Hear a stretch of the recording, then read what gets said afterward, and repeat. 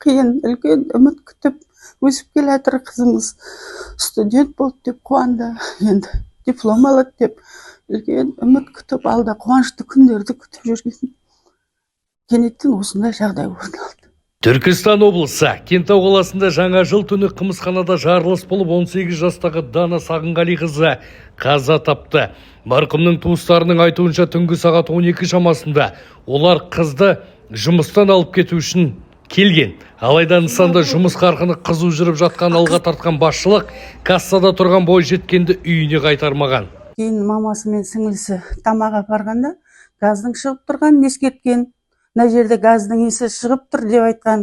Одан кейін сол жерде бір емес бірнеше адамдар болған. Олар да ескерткен, газдың иісі қатты шығып тұр деп. Тек ақшаға құнығып кеткен, газдың иісін естіген, газдың иісінің шығып тұрғанын, оның қауіпті екенін біледі олар. Бірақ жоқ, ақша табу керек. Тек ақшаға құнығып кеткен. Ол егесі газдың иісінің шығып тұрғанын естіген. Айтып кеткен көптеген сол жерде отырған адамдар. Сол егесінің техника безопасностьті сақтамауының кесірінен осындай қайғы жұтып отырмыз отбасымыз.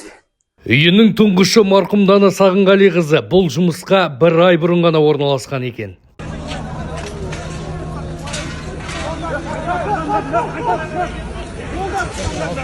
Туыстары қызды тану үшін мәйітханаға барған, алайда денесін жерлеуге берген кезде мүлде қыздың түрін көрсетпеген, себебі марқұмды тану мүмкін болмады дейді туыстары. Дайынғып киіндіріп, орап дайынғып келдік. Көруге рұқсат берген жоқ.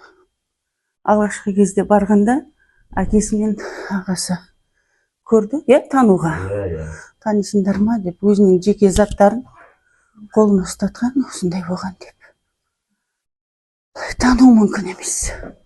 2-ші курс студентін жер қойнына тапсырған жақындары кінәлілердің қатаң жазалануын талап етіп отыр. Міндетті түрде адам өлу керек па сонда? Егерде кешеде басшы, осы қаланың басшылары келіп, жағдайды айтып түсіндіріп, кешірім сұрап жатыр. Енді біз қарапайым отбасы болғаннан кейін бұл жылы жабылып қала сала ма? Жоқ, міндетті түрде бір кісінің немесе прокурордың, болмаса қала басшысының қарындасы қызы болу керек па? Міндетті түрде. Біз кешіре алмаймыз. Егерде біз кешіріп жіберсек, бұндай жағдайдың қайталанбасына кім кепіл? Кім гарантия береді, болды бұдан кейін бұндай нәрсе боламайды деп. Сондықтан да төтенше жағдайлар қызметкерлері, қала басшылығы, әкімшілік, СС бүкіл нәрсесі жұмыс істеп, қатаң тексерілу керек деп ойлаймын. Жарылыс салдарынан толықтай жойылған қоғамдық тамақтану нысанының аумағы қазіргі уақытта темір қоршаумен қоршалып, қауіпсіздік талаптарына сәйкес оқшауланған. Өрт салдарынан зақымданған ғимарат бөліктері сырт көзге көрінбейтіндей жабылған. Аталған оқиға кезінде күйік жарақатын алған тағы 4 азамат медициналық мекемеге жеткізілген. Олардың екеуінің жағдайы ауыр деп бағаланып, жансақтау бөлімінде ем қабылдап жатыр. Жалпы табиғи газ емес, газ баллонын құйдыртып алып, сол қауіпсіздік шараларын сақтамағаннан болып отыр. Оған байланысты қылмыстық іс қозғалды. Қазір көріп жатыр. Әкімдіктегілер зақым келген үйлерді қалыпқа келтіреміз дейді. Тексерілген өзекті ақпараттар КАЗ 365 порталында. Видеоны таратып, арнаға тіркелуді ұмытпаңыз.